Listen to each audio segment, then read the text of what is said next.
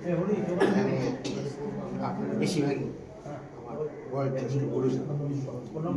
তো আপনাদের সামনে বাবাকে নিয়ে কিছু বলা, বিশেষ করে আজকের দিনে, মানে আমি লাস্ট 4 ঘন্টা ধরে যে সমস্ত লৌকিক আচার, পরলৌকিক আচার এসব করলাম, সেটার পরে কিছু বলা খুব মুশকিল ব্যাপার।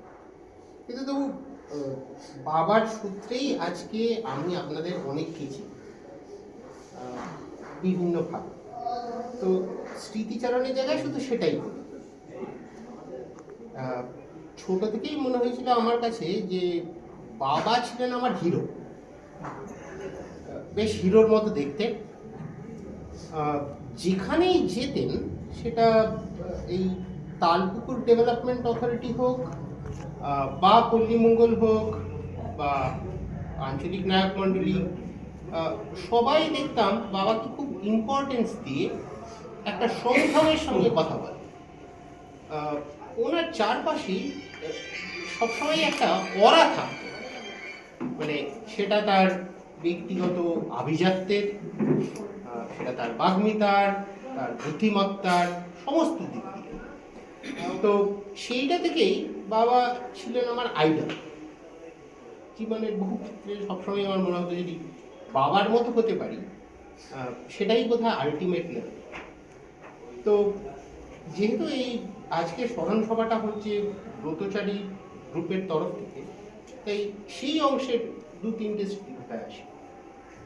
আমি ছোটবেলায় পড়তাম, লেক গার্ডেন্সে থাকতাম, মেটাল বক্সের কথা এন্ড্রু স্কুলে, saint Andrew school, English medium school, Bangla খুব বেশি জানতাম না। তো তখন বাবা আমাকে প্রথম বলেছিলেন ব্রতচারী সখা বলে একটা বই আছে, তো আমাকে বাধ্য করা হয়েছিল ওই বইটা পড়তে এবং তার ছড়াগুলো জানতে।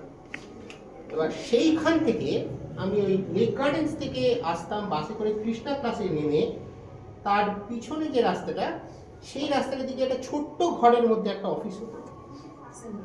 সেইখানটাতে, সেই গ্যারেজ ঘরটাতে যখন যেতাম, সেইখানে গিয়ে দেখতাম বাবা অনেক ভাউচার সই করছে, মেমো সই করছে, বিভিন্ন প্রবন্ধ লেখালেখি করছে, কাটাকাটি করছে, কিছুই বুঝতাম না। কিন্তু দেখতাম সবাই বাবার কথাকে খুব ইম্পর্টেন্স দিচ্ছে, মানে সে যেটা বলছে। তখন মনে হয়েছিল আচ্ছা এই জিনিসটা বোঝার চেষ্টা করি, জানার চেষ্টা করি। তো সেইটা থেকে প্রথমে ব্রতচারী সখা পড়লাম, বাবার কাছে পড়া দিয়ে পাশ করলাম।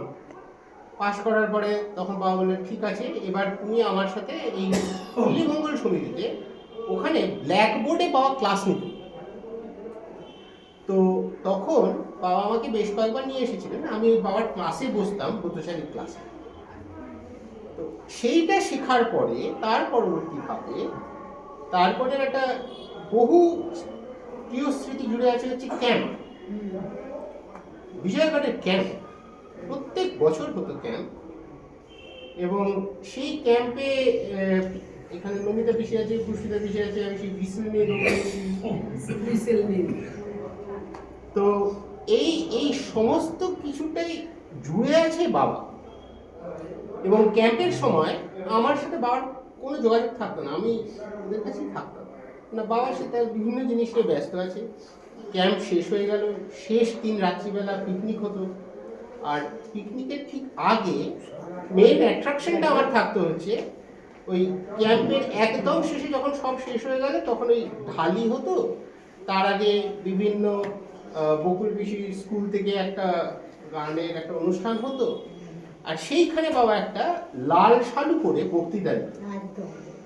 সেই বক্তৃতাটা সবার আগে বসে শুনতে খুবই ভালো লাগতো, এবং তখন থেকে ভাবতাম যদি এরকম বক্তৃতা যদি দিতে পারি, যেখানে ক্লাস 8, 9, 10-এর ছেলেমেয়েরা, তাদের টিচাররা এবং বাকি সবাই পঞ্চমুগ্ধের মতো শুনছে এবং একটা ফাংশন হয়ে যাচ্ছে, তখন এনসিএন কি জকিং কি কিছুই জানতাম না।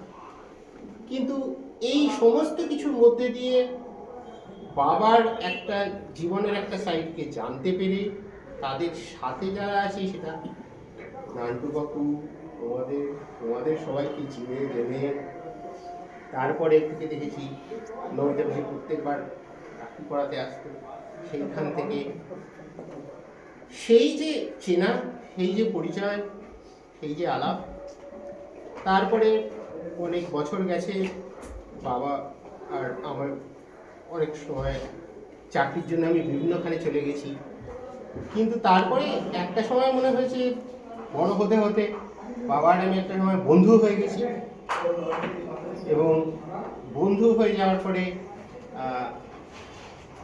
আইডল থেকে বন্ধুত্ব, এবং তারপরে লাস্ট তার 1.5 বছর বিভিন্ন হাসপাতালে আমি সারাদিন থাকতাম বাবার সাথে। সেখানে রাজনীতি থেকে ব্রতচারী, থেকে আর্থসামাজিক, সেখান থেকে ম্যাক্রো ইকোনমিক কন্ডিশন, কি নিয়ে না আমরা সারাদিন আলোচনা করতাম হাসপাতালে বসে, ভাবাও যায় না। তাই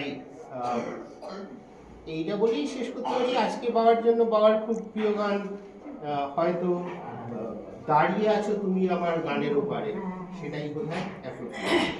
নমস্কার।